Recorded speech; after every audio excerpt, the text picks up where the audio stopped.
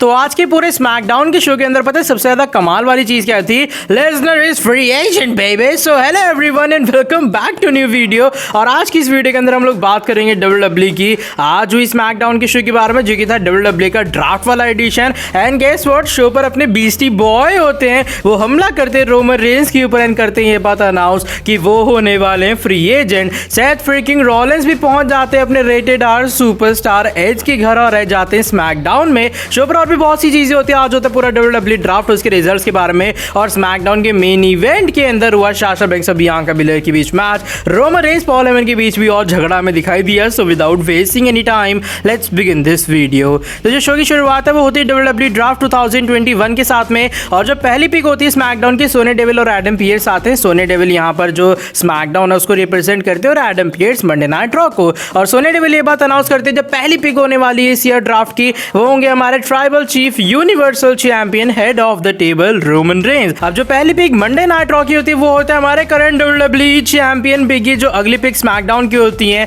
वो होती है current Raw women's champion the queen Charlotte Flair. Raw pick करता है बियांका बिलेर को, और ये होता है राउंड फर्स्ट इस ईयर ड्राफ्ट का। इसके बाद शो के ऊपर रोमन रेंस की एंट्री होती है पॉल हेमन के साथ में, वो आते हैं रिंग के बीचों बीच में, और रोमन रेंस कहते हैं किस तरीके से भाई तुमने देख ही लिया, हम वही द वन है और रोमन रेंस नंबर 1 है इस पूरी दुनिया में, तो इसलिए तुम्हारे पास मौका है बाल्टीमोर, आज मुझे एक्नॉलेज करो। ऑडियंस रोमन रेंस के चैट्स करती है बू के अलावा, और रोमन को काफी ज्यादा तगड़ा पॉप मिलता है, उन्हें चीयर मिलता है। अब पॉल हेमन उठाते हैं माइक को, कहते हैं तुम्हारे ट्राइबल चीफ के लिए ये जो तुम चेयर पॉप कर रहे हो ना, ये इनफ नहीं था, ध्यान से सुनाई नहीं दे रहा, और तेज चिल्ला के बोलो। और वैसे भी क्राउन ज्वेल आने वाला, वहां पर सुपरलेक्स सिटी नहीं आएगी, वहां पर रोमन रेंस उल्टा डिस्ट्रॉय करने वाला ब्रॉक लेसनर को, और वहां पे भी वो अपनी टाइटल रिटेन करेगा। एंड गेस व्हाट, वहां से एंट्री हो जाती है ब्रॉक लेसनर की। लेसनर का थीम सॉन्ग सुनते सरी रोमन रेंस आंखें बंद करते हैं और सोचते हैं भाई ये क्या हो गया। उसके बाद आते हैं लेसनर रिंग के बीचों बीच में, दोनों के बीच होती है कॉन्फ्रंटेशन, और रोमन रेंस पहले हमला शुरू करते हैं लेसनर के ऊपर,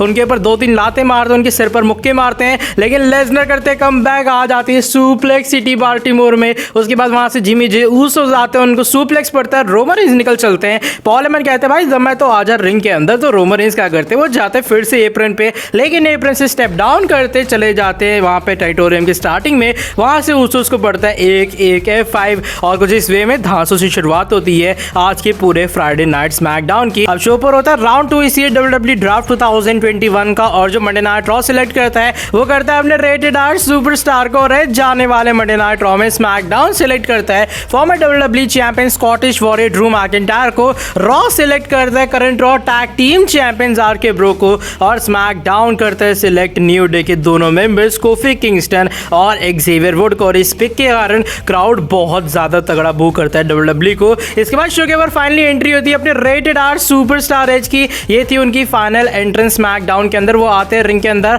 और क्राउड जो उन्हें सपोर्ट दिखाते हैं वो काफी क्रेजी होता है। वो रिंग के अंदर आते हैं, वो कहते हैं पहले थैंक यू यार बाल्टीमोर इतने कमाल के तुम लोगों के रिएक्शन के लिए, और पता है यही वो रीजन है क्यों मैं सोचता हूँ कि दुनिया के अंदर सबसे ज्यादा अच्छी जो जॉब है वो WWE रेसलर या फिर एक प्रोफेशनल रेसलर बनना है, क्योंकि यहाँ पर फैंस का, तुम जैसे लोगों का बहुत कमाल का सपोर्ट मिलता है। फिर वो बात करते हैं किस तरीके से पिछले हफ्ते एज ने उन्हें कॉल आउट किया, और उन्होंने कहा कि उन्हें चैलेंज एक्सेप्ट करना चाहिए इन दोनों के एक और तीसरे मैच का। सेथ रॉलिंस जानता है कि अभी फिलहाल मैं पूरे तरीके से फिट एंड फाइन नहीं हूँ, और WWE के और पूरे इस दुनिया के most famous arena Madison Square Garden से मैं वहां पर स्ट्रेचर से गया था। अब देखो मैं जानता हूं मैं 90% नहीं हूं या फिर मैं 100% पूरा नहीं हूं, लेकिन सेथ रॉलिंस शायद ये नहीं जानता है कि मैं कौन सा इंसान हूं। मैं वो इंसान हूं जो कि चैलेंजेस से बिल्कुल पीछे हटता नहीं है, तो इसलिए सेथ रॉलिंस ज्यादा दम है ना, तो भाई आ जाओ रिंग के अंदर, मैं तुम्हारा चैलेंज एक्सेप्ट करने के लिए तैयार हूं। अचानक से स्क्रीन के ऊपर सेथ रॉलिंस आता है, वो कहते हैं भाई और क्या हालचाल। वैसे पता है तेरी बात पे मुझे विश्वास हुआ नहीं था कि तू सही में आने वाला है फ्राइडे नाइट स्मैकडाउन में, लेकिन भाई तू तो यार वहां पहुंच गया, लेकिन पता है कि आज मैं स्मैकडाउन में नहीं हूं। आज मैं आ चुका हूं एक ऐसी जगह पे जिसे तू काफी फेमिलियर, मैं हूं तेरे घर के बाहर। भाई ये देख तेरा घर मैं अभी अनलॉक करूंगा। ओहो घर तो अनलॉक पड़ा है। वो अंदर जाते हैं, वो जाते हैं फ्रिज के पास में, वहां से जूस निकालते हैं, वहां से एप्पल निकालते हैं, और वो कहते हैं एप्पल खाओ खुश हो जाओ। फिर वो बैठते हैं सोफा वगैरह के ऊपर, और वो एज की बेटियों के हमें कुछ आर्ट वर्क्स देते हुए नजर आते हैं। वो कहते हैं अरे वाह कितनी सुंदर आर्ट वर्क्स बनाई है ना एज, तुम यार बड़े अच्छे इंसान हो, तुम काफी लकी मैन हो, तुम्हें इतनी अच्छी वाइफ मिला और इतना कमाल का घर मिला, तुम्हारी बेटियां काफी अच्छी हैं। फिर वो जाते हैं दूसरे रूम के अंदर जहां पर एज की पूरी फैमिली फोटो होती है। वो कहते हैं वाह कितनी ज्यादा क्यूट फोटो है। वैसे लड़कियों का होना घर के अंदर काफी गॉर्जियस होता है, वो एक तरह का भगवान का गिफ्ट टाइप सा होता है, लेकिन शायद बेथ फीनिक्स भी तुम्हारे लिए गिफ्ट टाइप सी है। और सेथ रॉलिंस लेट जाते हैं सोफे के ऊपर। वो कहते हैं टेंशन वाली कोई बात नहीं है, यहाँ तो मैं पूरी रात पूरा दिन आराम से बिता सकता हूँ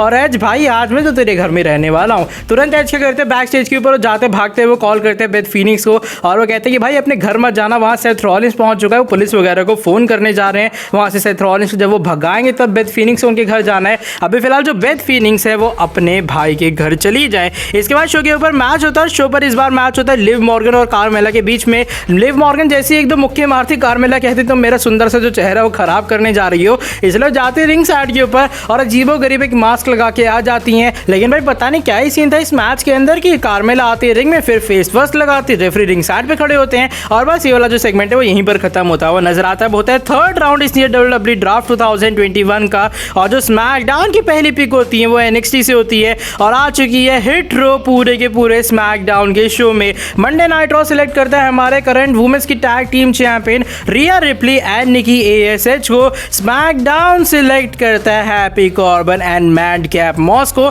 और जो रॉ है वो सिलेक्ट करता है कीथ बियर कैट ली को। इसके बाद शो के ऊपर होता है tag team action new day and street profits versus alpha academy and dirty dogs के बीच में। टैग टीम एक्शन काफी कमाल का जाता है और मैच के एंडिंग के अंदर न्यू डे और स्ट्रीट प्रॉफिट्स की जीत हो जाती है। अब बढ़ते हैं हम लोग शो के फाइनल राउंड की तरफ इसी WWE ड्राफ्ट 2021 की नाइट 1 से और जो पहले राउंड की पहली पिक होती है मंडे नाइट रॉ की वो होते हैं रे मिस्टीरियो एंड डोमिनिक और बाप बेटी की जोड़ी अब जाने वाली मंडे नाइट रॉ में। क्रिस बैटी के एक मैच जेफ हार्डी फाइनली आ चुके हैं स्मैकडाउन के शो के अंदर। मंडे नाइट रॉ सिलेक्ट करता है NXT से ऑस्टिन थ्योरी को और इस बार स्मैकडाउन सिलेक्ट करता है नाओमी को। सोनी डेविल कहती हैं ये मेरी पिक नहीं थी, इसमें मेरी मर्जी नहीं थी, हाँ नाओमी है स्मैकडाउन के अंदर। इसके बाद शो के ऊपर एक बैक स्टेज सेगमेंट होता है जहां पर भाई केला जो है वो इंटरव्यू लेती हुई नजर आती है जेफ हार्डी का, जो कि हमारे न्यूएस्ट मेंबर हैं। लेकिन जैसे जेफ हार्डी कुछ बोलने चलते हैं वहां से लेसनर आ जाते हैं। जेफ हार्डी कहते हैं कोई बात नहीं तुझे तो बाद में देख लूंगा। यहाँ से जेफ हार्डी चले जाते हैं और केला से माइक लेते कहते हैं सॉरी इंटरप्शन के लिए, लेकिन मैं क्या माइक ले सकता हूँ,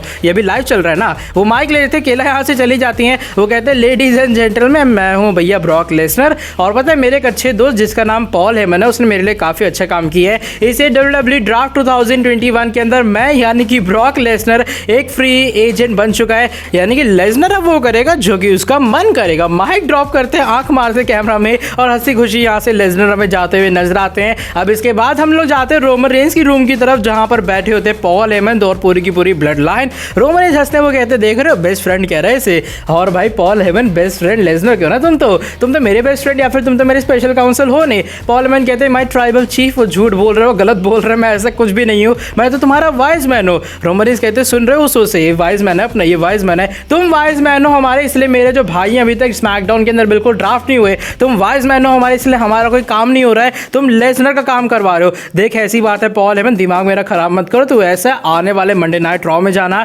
जहां पर नाइट 2 होने वाली है और वहां पर जाकर ये पूरा ट्राई कर रहा है, ट्राई नहीं करना, ये चीज करके दिखाना कि यू सोज मेरी ब्रांड यानी कि स्मैकडाउन में ही आए। अगर ऐसा नहीं हुआ तो भाई तेरी धज्जियां उड़ने वाली, तो ये सोच ले। और पॉल हेमन रोते हुए कहते thank you so much my tribal chief, एक अपॉर्चुनिटी देने के लिए, ऐसा ही होने वाला है। वो कहते बाकी तो दोस्त है ना, उसको तेरे को तो मैं बाद में देख लूंगा। पॉल हेमन यहाँ से खिसक लेते हैं और रोमन कहते हैं उस से कि इसके साथ में जाना मंडे नाइट रॉ में, कहीं ऐसा ना हो ये कोई गड़बड़ कर दे। अब शो के मेन इवेंट की तरफ हम लोग बढ़ते हैं। Sasha banks versus Bianca bilayer के बीच रेसलमेनिया का रीमैच होता है, लेकिन वहां से पहले एंट्री हो जाती है बेकी लिंच की। वो आते रिंग साइड के ऊपर कमेंट्री ज्वाइन करती हैं। अब मैच तो काफी कमाल का था, लेकिन मैच में जो बेकी लिंच की कमेंट्री है ना भाई वो एकदम नेक्स्ट लेवल की थी, क्योंकि बीच में माइकल कोल एक बार कहते हैं कि भाई जो शार्लट फेयर है अपनी 13 टाइम चैंपियन है। बेकी लिंच कहती है इसका सीधा मतलब ये भी है कि वो 12 बार हारी, वो एक लूजर है, मैं एक विनर हूँ और ऊपर से मैं तो टाइटल हार ही नहीं थी ना अभी तक, मैं अपॉर्चुनिटी उसकी ले सकती हूँ और फिर से मैं बेकी 2 बेल्ट्स बन सकती हूँ। मैच की एंडिंग के अंदर बियांका बिलेयर और बेकी के बीच कॉन्फ्रंटेशन होती है, रेफरी देख नहीं पाते, वो चोटी पकड़ लेती बियांका बिलेयर की, रोल अप लगता है, होता है 1 2 and 3 और जीत हो जाती है साशा बैंक्स की। लेकिन वहां से फिर शार्लट फेयर आती हैं, हमला शुरू करती हैं दोनों वुमेन्स के ऊपर, अपने हाथ में लेती हैं टाइटल और बेकी लिंच खड़ी हो जाती है अनाउंसर्स टेबल पे और कुछ इस तरीके से पूरा आज का स्मैकडाउन का शो एंड होता है। आगे शो पर ज्यादा कुछ चीजें हुई नहीं, आई मीन रेसलिंग वाइज मैं कह रहा हूँ, लेकिन वैसे एंजॉयमेंट या फिर एंटरटेनमेंट वाइज भाई मजा आ गया स्मैकडाउन में। एक तो शो की ओपनिंग, फिर शो में लेसनर का वो जो बैक स्टेज वाला सेगमेंट था, ओहो भाई मजा आ गया, सही बता रहा हूँ स्मैकडाउन को देख के। इसलिए आज की शो को मैं 5 स्टार में से 5 स्टार देना पसंद करूंगा और रोमन रेंस का भाई सेगमेंट तो होता ही कमाल का। आज की वाली वीडियो बस यहीं तक थी। अगर आपको ये वाली वीडियो पसंद आई है लाइक कर देना नीचे वीडियो को, सब्सक्राइब करके बेल नोटिफिकेशन को ऑन कर देना आने वाले टाइम में ऐसी और भी कमाल की फ्रेश अपडेट्स के लिए। मिलता हूं आपसे आके नेक्स्ट वीडियो के अंदर काफी जल्दी। Till then bye bye, take care.